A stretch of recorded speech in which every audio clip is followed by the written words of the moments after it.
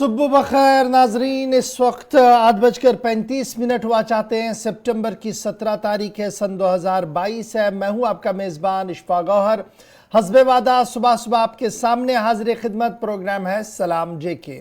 पिछले कई सालों से लगातार इस ट्रांसमिशन को आपके सामने रख रहे हैं, इस कोशिश के साथ, इस उम्मीद के साथ कि हर दिन जब आपके सामने आए तो आप इस ट्रांसमिशन को पसंद करें। आपकी ख्वाहिशात के मुताबिक हम आपके सामने सुबह सुबह आपको अपडेट करें। उस वक्त अपडेट करें जब आप चाय की चुस्कियां ले रहे हों,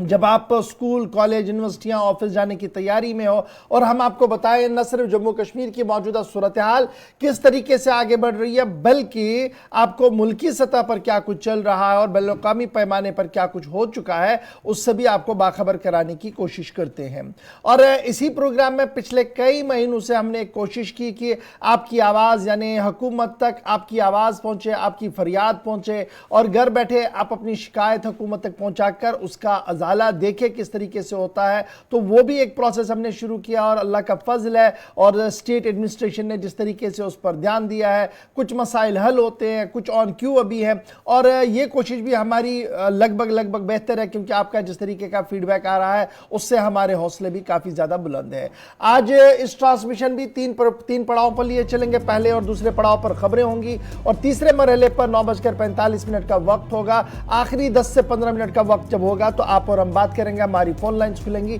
तब तक आप थोड़ा सा इंतजार कीजिएगा, हमारा साथ दीजिएगा फेसबुक पर, क्योंकि लाइव नशरियात शुरू हो गई है हमारे 2 ऑफिशियल पेज पर। उसके साथ साथ ट्विटर और इंस्टाग्राम पर आप हमारे साथ ज्वाइन करेंगे। और आप हमारे साथ कहां पर ज्वाइन करेंगे? हमारी ऑफिशियल वेबसाइट www.gulistannews.in पर। वहां पर आप सब्सक्राइब उसे जरूर कीजिएगा ताकि पल पल की खबर से आप बाखबर भी हो। और वहां पर आप हमारे साथ रिवर्ट कर सकते हैं, यानी इन सभी राब्ता साइट्स पर आप इनबॉक्स आकर अपनी मैसेज कीजिएगा, हालात बताइएगा, और अगर कोई मामला छूट रहा है हमसे इस मॉर्निंग शो में तो उससे हमें ज़रूर बाखबर कीजिएगा, ताकि कल जब हम आएँ तो हम पूरा प्रिपरेशन करके आए, उन सभी हालात पर हमारी गहरी नज़र हो। इस उम्मीद के साथ आज के प्रोग्राम का करते हैं आगाज़। और आगाज़ में आपको बताते हैं कि 17 सितंबर को माजी में क्या कुछ हुआ है, और माजी की यादों से पर्दा हटाने की कोशिश करेंगे मेरे साथी गौहर कुछ। बहुत बहुत शुक्रिया इशफाक गौहर। तो प्रोग्राम की शुरुआत में तय फॉर्मेट के मुताबिक आज की यानी कि तारीख में आज के दिन के हवाले से, आज 17 सितंबर है, आज क्या कुछ हुआ है मुल्की और आलमी सतह पर, कुछ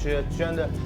जो अहम वाक़यात हैं वो हम आपके साथ शेयर कर रहे हैं। आज 17 सितंबर 1598 में नीदरलैंड के मलाहू ने मॉरिशस को दरियाफ्त किया, वो आज ही का दिन था। और आज ही के दिन 17 सितंबर 1778 में अमेरिका और भारतीय कबाइल के दरमियान पहला मादा फोर्ट पिट पर दस्तखत हुए थे, वो आज ही का दिन था। और आज ही के दिन 17 सितंबर 1828 में जापान के कीशो में खौफनाक तूफान से तकरीबन 10,000 अफराद हलाक हुए थे। और आज ही के दिन 1934 में यानी कि 17 सितंबर 1934 में सोवियत रूस लीग ऑफ नेशंस में शामिल हुआ। और आज ही के दिन 17 सितंबर 1941 में न्यूजीलैंड की लेबर पार्टी ने सजाए मौत का खात्मा किया, वो आज ही का दिन था। और आज ही के दिन साल 1956 में ऑस्ट्रेलिया में पहली मर्तबा टेलीविजन नशरियात का आगाज़ हुआ, वो आज ही का दिन था, और साल 1956। और आज ही के दिन 1956 यानी कि 17 सितंबर 1956 में Indian oil and natural gas commission की तश्कील हुई है। और आज ही के दिन सबसे अहम दिन जो है 1950 यानी कि 17 सितंबर 1950 में वज़ीर आज़म नरेंद्र मोदी की पैदाइश हुई है, यानी कि आज उनका जन्मदिन है। तो नाज़रीन, ये थी कुछ चंद अहम मालूमात वाक़यात जो हमने आपके साथ शेयर की है। अब बाज़ाब्ता तौर पर खबरों की शुरुआत करेंगे, और खबरों की शुरुआत करेंगे इशफाक गौहर। चलिए जनाब, खबरों के सफ़र में आज सबसे पहले पिछले 2 दिन से लगातार हम एक खबर पर फोकस किए हुए, बयान और जवाबी बयान आ रहा है, और उस बयान और जवाबी बयान के बीच मामला थोड़ा सा उलझता हुआ भी नजर आ रहा है। इंतहाई मतलूब तरीन मिलिटेंट कमांडर मसूद अजहर की बात करते हैं, जिसको लेकर पाकिस्तान ने एक बार फिर बयान दिया है। और इस बार पाकिस्तान के वजीर खारजा का बयान आया है, और पाकिस्तानी वजीर खारजा ने एक बार फिर इस बात पर जोर दिया है कि मसूद अजहर जो आलमी सतह पर दहशतगर्द करार दिए गए हैं, वो आज के दिन में भी अफगानिस्तान के अंदर मौजूद हैं। ये बड़ा बयान सरकारी तौर पर पाकिस्तान के वजीर खारजा की तरफ से सामने आया है। पहले खत लिखा गया था वो सरकार की तरफ से, अब वजीर खारजा ने बाज़ाब्ता तौर पर इस बात की तस्दीक की है कि जैश-ए-मोहम्मद सरबरा मसूद अजहर जो है वो अफगानिस्तान के अंदर मौजूद है और आलमी सतह पर जिसे दहशतगर्द करार दिया गया है मसूद अजहर, ये अब भारत और पाकिस्तान का मसला नहीं रहा है बल्कि मामला सैफरी की चला गया है, क्योंकि अब इसमें अफगानिस्तान भी आ चुका है। अफगानिस्तान, पाकिस्तान और भारत का ये मामला बन रहा है क्योंकि दोनों मुल्क इसे ढूंढ रहे हैं, इसलिए उसे निकालना बहुत ज़्यादा ज़रूरी है। ताहम अफगानिस्तान की तरफ से एक बार फिर मसूद अजहर को लेकर बयान जारी हुआ है और यह साफ कर दिया गया कि जिस तरीके की बयानबाजियां की जा रही हैं इससे अफगान पाकिस्तान हालात इंतहाई ख़राब हो सकते हैं और जिस तरीके से अफगानिस्तान का सामने रखकर पाकिस्तान बाहर निकलने की कोशिश में है, ये किसी भी कीमत पर मंजूर नहीं है। मसूद अजहर जैश-ए-मोहम्मद के सरबराह हैं और आपको याद होगा कि आलमी यूएन का जो सैंक्शन लिस्ट है उसमें भी इसका नाम है। बिलावल जरदारी भुट्टो ने भारत के कई ज़राए इब्लाग के साथ बात की है, कई चैनल्स के साथ बात की है, जिसके बाद उन्होंने इस बात पर जोर दिया है कि अजहर अब दो फिरीकी मामला नहीं है, यानी भारत पाकिस्तान का मामला नहीं है, बल्कि अब यह ट्राइलेटरल इशू बन गया है जी, इसमें अफगानिस्तान की भी एंट्री हो गई है। तालिबान के तर्जमान ज़बीहुल्लाह मुजाहिद ने इस पूरे बयान को एक बार फिर मुस्तरद कर दिया है और यह साफ कर दिया है कि पाकिस्तानी ज़राए इब्लाग और पाकिस्तानी वुज़रा जिस तरीके से बयान दे रहे हैं ये काबिल कबूल नहीं है और उन्हें ज़मीनी सूरत हाल से पूरा वाकुफ़ कर दिया गया है। पाकिस्तान की तरफ से सिंगल पेज लेटर यानी एक सफ़े पर मुश्तमिल एक चिट्ठी लिखी गई थी जो अफगानिस्तान के फॉरेन मिनिस्टर के नाम लिखी गई थी, जिसमें यह कहा गया था नंगहार प्रोविंस जो ईस्टर्न अफगानिस्तान के अंदर है वहाँ पर जी मसूद अजहर बैठे हैं, उनकी गिरफ्तारी को यकीनी बनाया जाए और उसे पाकिस्तान के हवाले किया जाए। अगरचे तालिबान ने इस पूरे मामले पर अपनी वजाहत दे दिया, कहा कि नंगहार के अंदर वो मौजूद नहीं है बल्कि वो पाकिस्तान के अंदर मौजूद है। दिफाई और अस्करी ज़राया क्या कुछ कह रहे हैं और जो एक्सपर्ट्स हैं, डिफेंस एक्सपर्ट हैं, उनका मानना है कि जिस तरीके से FATF ने पाकिस्तान पर कुछ मामलों पर सख्ती की है ये उसी का नतीजा है कि मसूद अजहर की गिरफ्तारी के बजाय मसूद अजहर को पाकिस्तान की तरफ से अफगानिस्तान के अंदर रखने की बात जो है वो सामने रखी जा रही है ताकि अफगानिस्तान को भी इस मामले में घसीटा जा सके। तो बहरहाल अब सवाल ये है कि एक बार फिर बिलावल जरदारी भुट्टो सामने आए हैं जिन्होंने इस बात का दावा पेश किया है कि आलमी इंतहा पसंद और दहशतगर्द मसूद अजहर जो है वो पाकिस्तान के अंदर नहीं अफगानिस्तान के अंदर है और अफगानिस्तान ने इसकी खुली मुखालफत की है और कहा कि इससे अफगान पाकिस्तान जो सूरत हाल है ये कशीदा बन सकती है, जिस तरीके से लगातार पाकिस्तान अपना मौक़िफ़ रख रहा है। तो ये जनाब डेवलपमेंट्स हो रही है क्योंकि ये मामला भारत की कुछ चैनल्स के साथ बिलावल जरदारी भुट्टो ने रात देर गए बात की थी, ये हमने आपके सामने रख दी है।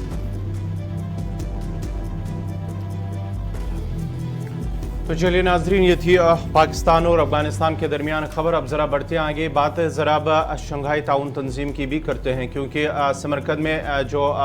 शंघाई ताउन तंजीम हुआ जहाँ पर वज़ीर आज़म के साथ साथ वज़ीर आज़म नरेंद्र मोदी के साथ साथ चीनी सदर शी जिनपिंग और साथ ही साथ पाकिस्तान के वज़ीर आज़म रूस के सदर भी वहाँ पर मौजूद थे और वहाँ पर मीटिंग हुई है जहाँ पर वज़ीर आज़म की जानिब से जहाँ दहशतगर्दी और इंतहा पसंदी पर उन्होंने उसको ख़त्म करने के लिए उन्होंने ज़ोर दिया और उनकी फ़हरिस्त तैयार करने पर भी वज़ीर आज़म की जानिब से ज़ोर दिया गया है। और साथ ही साथ जहाँ वज़ीर आज़म ने रूस के सदर पुतिन के साथ भी मुलाकात की है, वहीं चीनी सदर के साथ ही जिस तरह से माना जाता था कि जहां पर LAC मामले पर दोनों के दरमियान अगरचे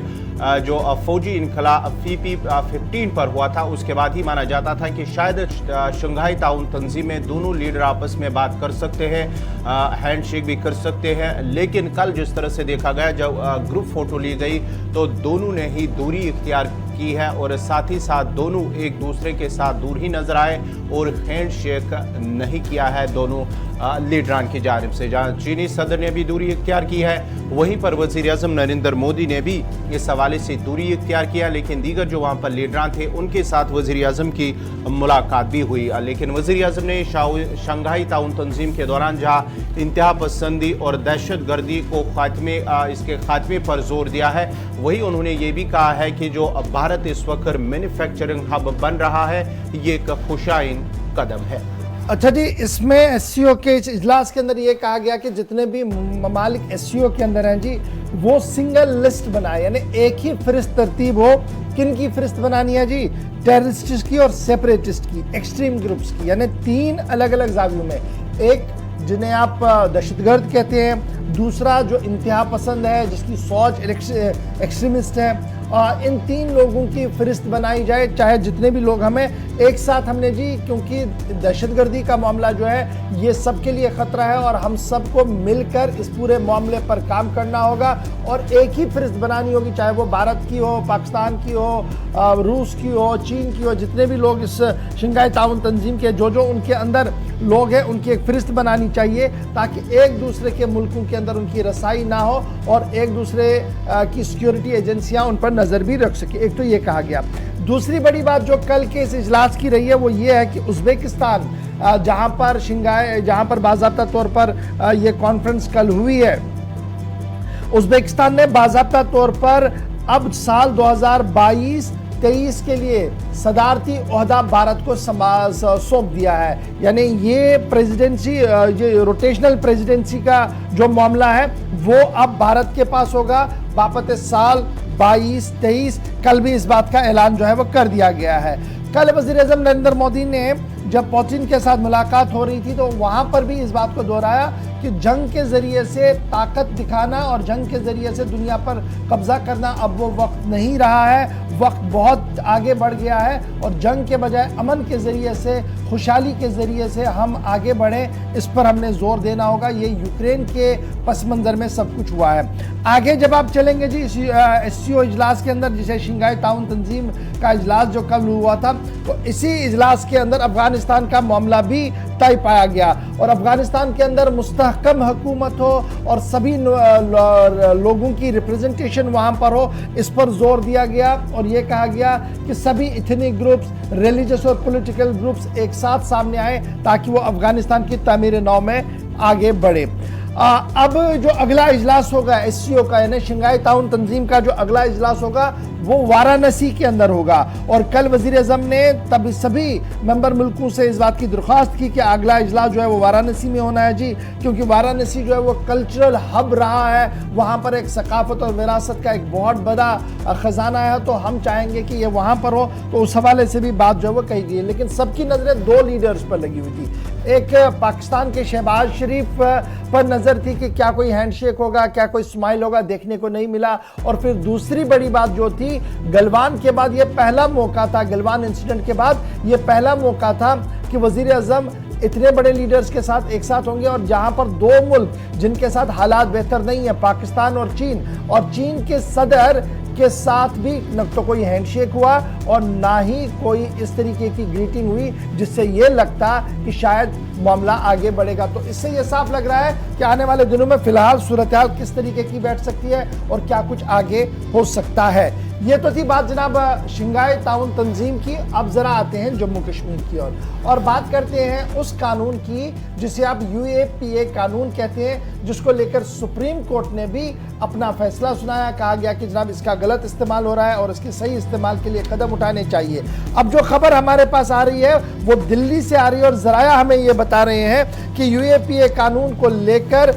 मरकजी हुकूमत को जो कंसर्न्स थे उसको एड्रेस करने की कोशिश की जा रही है। सेंटर में मरकजी हुकूमत UAPA केसेस के तहत जो केसेस चल रहे हैं इन्हें पाए तकमील तक पहुंचाए, इस हवाले से भी काम जो है वो किया जा रहा है। टॉप ऑफिशियल जो हैं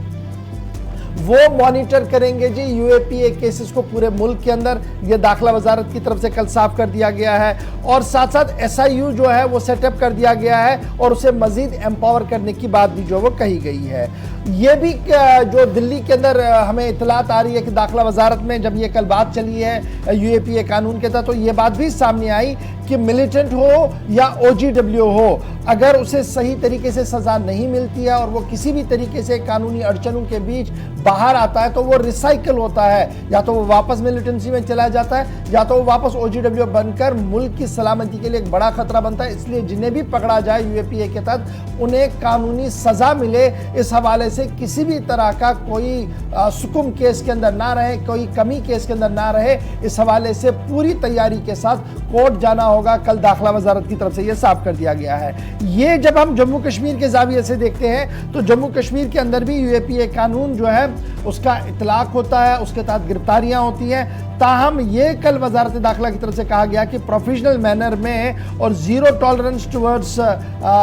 टेररिज्म जो है उसको आगे बढ़ाते हुए यूएपीए कानून के तहत जिन लोगों की गिरफ्तारी हो रही है, यहाँ पर प्रोफेशनलिज्म को अडॉप्ट किया गया है, यानी बाज़ाब्ता तौर पर जो सेट नॉर्म्स हैं उन्हें अडॉप्ट किया गया है। और यहाँ पर जो केस इन्वेस्टिगेट किए जाते हैं वो डीएसपी रैंक के अफसर होते हैं, और या तो नेशनल इन्वेस्टिगेशन एजेंसी ने जिस तरीके से एक्ट के अंदर रखा है, पार्लियामेंट के अंदर जो एक्ट रखा है, उन्हीं एक्ट को ध्यान में रखते हुए ही यहाँ पर भी केसेस को सॉल्व करने की कोशिश की जा रही है। ज़राया का मानना है कि एसआईए स्पेशल इन्वेस्टिगेशन एजेंसी पर भी गुफ्तगू हुई है, और जिस तरीके से यूएपीए का वहाँ पर इतलाक हुआ है और उस यूएपीए के इतलाक के ज़रिए से जो पुराने और अहम केसों में काफ़ी कामयाबी एसआईए को मिली है, इसे मजीद फाल और मुतहरिक बनाने के हवाले से भी कुछ कदम जो है वो उठाने की बात सामने रखी गई है। ये ज़राया से हमारे पास खबर है जो हम आपके पास रख रहे हैं कि यूएपीए को लेकर अदालत ने जो एतराज़ात दिए थे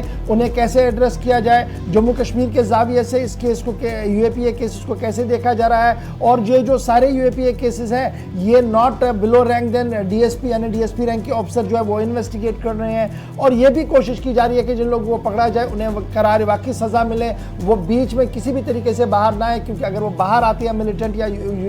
ओजीडब्ल्यू तो वापस रिसाइकिल होते हैं, इसका ज़्यादा से ज़्यादा खतरा रहता है। और एसआईए को मजीद फाल और मुतहरिक बनाने पर भी जोर दिया जा रहा है। ये बात जनाब मरकज़ की तरफ से दिल्ली में जो मीटिंग्स हुई हैं उस हवाले से जो ज़राया हमें बता रहे थे वो खबर आपके सामने रखिए। ताहम वज़ारत दाखिला ने अभी इस पूरे मामले पर कोई भी बयान जो है वो जारी नहीं किया है। तो चलिए नाजरीन, ये थी यूएपीए के हवाले से खबर। अब ज़रा बढ़ते हैं आगे। बात जहां हम जम्मू कश्मीर की कर रहे हैं तो जम्मू कश्मीर के हवाले से एक और बड़ी खबर आ रही, खासकर वादी कश्मीर के हवाले से, क्योंकि आने वाले अब जो मौसम है सरमा का मौसम है, उस हवाले से बिजली की अक्सर बेशतर कटौती रहती है, जिसकी वजह से सार्फिन को मुश्किलात का सामना करना पड़ रहा। लेकिन इस बार जो है महकमा बिजली के इंतज़ामिया जो हुकाम है उनका कहना है कि फ़िलहाल एक महीने के बाद ही बिजली शेड्यूल में तब्दीली देखने को मिलेगी। ये बिजली हुकाम का मानना है। उन्होंने कहा कि गुज़िश्ता एक साल के दौरान जो इंफ्रास्ट्रक्चर है यानी कि बिजली का निज़ाम है उसमें बेहतरी आई है, इंफ्रास्ट्रक्चर वो बड़ा है, तब्दीली आई है, ये बिजली हुकाम का मानना है। उनका मानना है कि सरमा के दौरान उम्मीद है कि सरमा के दौरान जो लोगों को मुश्किलात आ रहे थे गुज़िश्ता सालों के दौरान, इस बार उतनी मुश्किलात लोगों को ना आए, और इसको बेहतर करने के लिए ज़मीनी सतह पर काम गुज़िश्ता एक साल के दौरान भी हुआ है, और आने वाले जो 1 या 2 माह बचे हैं सरमा से पहले ही, इन 2 माह के दौरान भी बिजली निज़ाम को बेहतर करने की कोशिश की जाएगी। ये मुतल्लिका महकमा का कहना है। जो Kashmir power distribution corporation limited है उनके हुकाम का कहना है कि 1 माह के बाद ही बिजली शेड्यूल में तब्दीली आएगी। नया पावर कर्टेलमेंट शेड्यूल जो कश्मीर सूबे के लिए है वो अगले महीने मंजर आम पर आएगा। ये पहली बात है, यानी ये सितंबर चल रहा है तो अक्टूबर के अंदर बिजली शेड्यूल की कटिंग आपके सामने होंगी। पावर इंफ्रास्ट्रक्चर यानी रिसीविंग स्टेशन से लेकर डिस्ट्रीब्यूशन तक, ट्रांसमिशन लाइंस तक, इसमें जी 1 साल के दौरान काफ़ी ज़्यादा बेहतरी हुई है और काफ़ी चीज़ें जो है वो तब्दील हो रही है। ऑगमेंटेशन जो है वो लगातार चल रहा है और कोशिश ये की जा रही है पावर डिस्ट्रीब्यूशन कॉरपोरेशन लिमिटेड की तरफ से कि आने वाले अय्याम के दौरान, सर्दी के अय्याम के दौरान कम से कम बिजली कटौती हो। उस हवाले से आज से ही काम जो है वो कर लिया गया है। इधर महकमा बिजली की तरफ से भी ये साफ कर दिया गया कि सारिफीन बिजली का जायज़ और मुनासिब इस्तेमाल करें, स्मार्ट मीटर्स को लेकर जो एहतजाज किया जा रहा है उससे परहेज़ करें, और साथ साथ बिजली के निज़ाम को बेहतर बनाने के लिए अगर मज़ीद भी कोई सजेशन हो, कोई तजवीज़ हो, तो वो महकमा के सामने वो रख सकते हैं, जिस पर अमल दरामद किया जा सकता है। तैयार रहिएगा, अगले महीने से नया कटेलमेंट शेड्यूल होगा। अगरचे अभी बर्फ बहुत दूर है, दिसंबर का महीना होता था जब कटेलमेंट हम देख रहे थे, लेकिन इस बार हुकूमत का दावा है कि बेहतरी है जी, कटेलमेंट का शेड्यूल बहुत छोटा होगा, क्योंकि अब हमने रिसीविंग स्टेशन, ट्रांसमिशन लाइंस और दीगर चीज़ें काफ़ी ज़्यादा बेहतर की और ट्रांसमिशन एंड डिस्ट्रीब्यूशन लॉसेज में भी फ़र्क आया है, जिसकी वजह से बेहतरी जो है वो देखने को मिल सकती है। तो ये तो थी ना बात बिजली की, जहां पर खबर यह है कि बेहतरी के आसार के बीच अगले महीने से नया शेड्यूल जो है वो जारी किया जाएगा और कश्मीर सूबे के अवाम के लिए ये राहत की खबर है, जो वादा किया गया कि इस साल कटौती बहुत कम होगी, क्योंकि हुकूमत की तरफ से बहुत ज़्यादा काम जो है वो इस इंफ्रास्ट्रक्चर पर किया गया है। इंफ्रास्ट्रक्चर की बात हो रही है, सरकार की बात हो रही है, तो ज़रा बात अब उस सन्नत की भी करें जिसे मेवा सन्नत कहते हैं। आपको याद होगा कि मेवा सन्नत से वाबस्ता लोग पिछले कई दिनों से एहतजाज पर थे और उनका एहतजाज ये था कि श्रीनगर जम्मू नेशनल हाईवे पर जो गाड़ियां चलती हैं उन्हें रोका जाता है, जिसकी वजह से काफ़ी माली नुकसान उन्हें हो रहा है। अब एलजी एडमिनिस्ट्रेशन ने बड़ा फैसला लिया है और यह फैसला लिया है कि माल बरदार गाड़ियां, यानी जिनमें फ्रूट है, वेजिटेबल है, जो कश्मीर से बैरून रियासत जाती हैं, उन्हें किसी भी कीमत पर नहीं रोका जाए, उन्हें तेज़ी के साथ आगे बढ़ने की इजाज़त दी जाए। और इस सिलसिले में ACD, ये जो एडिशनल चीफ सेक्रेटरी हैं, एडिशनल चीफ सेक्रेटरी रैंक के जो अफसर हैं, उन्होंने बाज़ाब्ता तौर पर इस सिलसिले में मीटिंग ली है और उस मीटिंग के अंदर round the clock hassle free passage हो जी फ्रूट से भरी गाड़ियों का और इंटीरियर रोड्स पर भी वो चल सके, इस सिलसिले में तमाम तर लवाजमात जो है वो की गई हैं। एक तरफ से उन्होंने कल बाज़ाब्ता तौर पर अथॉरिटीज़ से ये कहा है कि वो इस पूरे मामले पर तैयार रहें और जो नेशनल हाईवे अथॉरिटीज़ हैं या ट्रैफिक डिपार्टमेंट है, उन्हें ये कहा है कि वो इस पूरे मामले पर नज़र रखें और किसी भी कीमत से गाड़ियों को ना रोका जाए। वहीं पर ज़मीनी सूरत हाल है क्या, हम सीधे श्रीनगर चलेंगे। साहिल मेरे साथ थोड़ी देर में ज्वाइन कर रहे हैं जी, उनके पास मज़ीद तफसीलात क्या है और क्या वाकई तौर पर ये चीज़ें हो रही हैं, इस हवाले से भी हम गुफ्तगू करने की कोशिश करेंगे। क्योंकि नाज़रीन आपको पता ही होगा कि शुमाल जुनूब श्रीनगर के साथ साथ शुमाल जुनूब में जो फ्रूट ग्रोवर्स हैं, जो इस मेवा के साथ वाबस्ता लोग हैं, उन्होंने लगातार कई दिनों से एहतजाज वो कर रहे हैं, क्योंकि उनका मानना है कि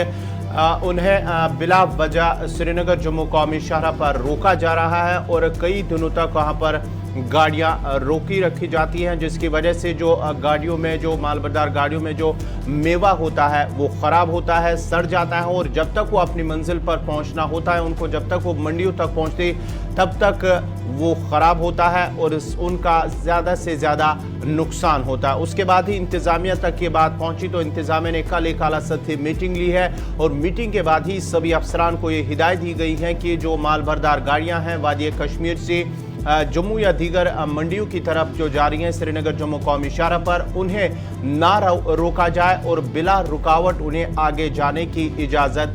दी जाए। क्योंकि हमने देखा है कि सोपोर जो एशिया की दूसरी सबसे बड़ी जो फ्रूट मंडी है, वहाँ पर भी फ्रूट ग्रोवर्स ने एहतजाज किया। श्रीनगर फ्रूट मंडी के अंदर भी फ्रूट ग्रोवर्स की जानिब से एहतजाज किया गया है। शोपियां, पुलवामा और कुलगाम के साथ साथ दीगर इलाकों में भी फ्रूट ग्रोवर्स जो है उन्होंने एहतजाज किया और उन्होंने इल्ज़ाम आयद किया कि उन्हें इंतज़ामिया की जानिब से श्रीनगर जम्मू कौमी शाहरा पर उन्हें रोका जा रहा है, बिला वजह उन्हें रोका जा रहा है, जिसकी वजह से उन्हें नुकसान हो रहा है।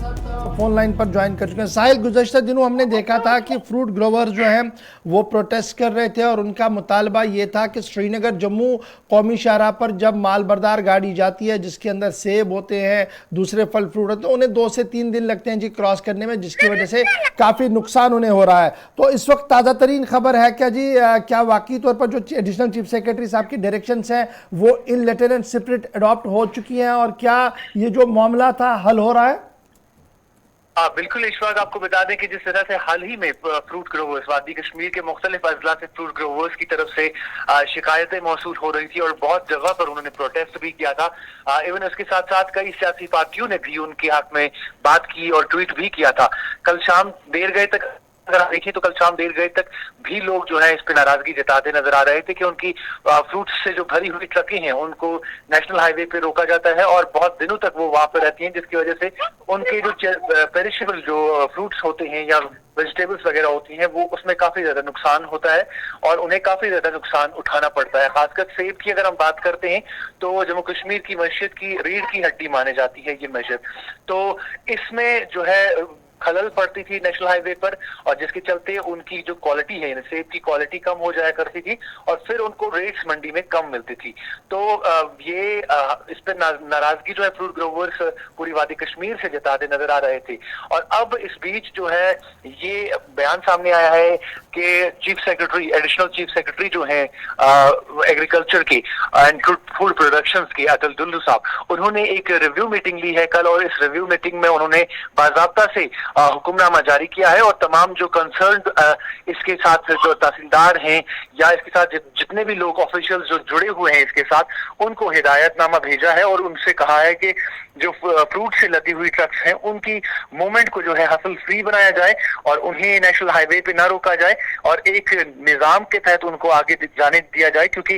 ये जो चीजें होती हैं ये पेरिशेबल होती हैं, इनकी सेल्फ लाइफ जो होती है बहुत कम होती है और नेशनल हाईवे पे रोके जाने से इनकी जो है लाइफ खत्म हो जाती है, इनकी क्वालिटी खत्म हो जाती है, इसलिए इनको बिना खलल जो है आगे जाना चाहिए। हालांकि अभी तक फ्रूट ग्रोवर से भी हमारी बात हुई है, उन्होंने कहा कि जो है जैसे ही दिन गुजरेगा उनको इस बारे में पूरी मालूमात मिल जाएंगी कि क्या इस ऑर्डर को ज़मीनी तौर पर अभी अपनाया गया है या इसमें अभी भी ताखीर देखने को मिल रही है। बहुत शुक्रिया जी हमारे साथ ज्वाइन करने के लिए। आज का दिन इंतजार, शाम तक क्लियर होगी कि एडिशनल चीफ सेक्रेटरी ने कल जो अहकाम जारी किए थे क्या वो इन लेटर एंड स्पिरिट अडॉप्ट किए गए हैं या सुबह जो गाड़ियां निकली हैं उन्हें बाद दोपहर वहां पर रोका जाएगा। तो फिलहाल अच्छी खबर यह है कि इंतजामिया ने उन लोगों की आवाज़ को सुना है जो एहतजाज कर रहे थे और बिल्कुल ये सही बात है। पिछले 2-3 साल से लगातार हम देख रहे थे किसी न किसी तरह से ये लोग बाहर आ रहे थे और जब फ्रूट का सीजन होता तो गाड़ियां रोकते थे। कल भी कई सियासी लीडरों ने इस पर रद्द-ए-अमल अपना जो है वो जाहिर किया है। बहरहाल अब खबर यह है कि मामला जो है वो कहीं ना कहीं हल होता हुआ नजर आ रहा है। छोटा सा ब्रेक होगा जी, यहाँ पर ब्रेक के उस पार आएंगे तो आपको बताएंगे कि सैर व तफरी के लिए श्रीनगर अब मजीद दिलकश हो रहा है। क्यों हो रहा है थोड़ी सी ब्रेक के बाद आपको बताएंगे। फिर आपको यह भी बताएंगे कि आज़ाद के बाद एक और बड़े लीडर जम्मू कश्मीर के जो है वो कांग्रेस से नाराज है, नाराजगी की वजह भी आपको बताएंगे। आपको श्री माता वैष्णो देवी यूनिवर्सिटी भी लिए चलेंगे जहां के कैंपस के अंदर तनाव था और तनाव के बीच खबर यह है कि जो शिकायत थी उस पर काम शुरू हो गया है। अब शिकायत क्या थी वो सुनने के लिए आपको थोड़ा सा इंतजार करना होगा। ब्रेक का वक्त है, ब्रेक के उस पार आएंगे तो खबरों का सिलसिला जारी रखें।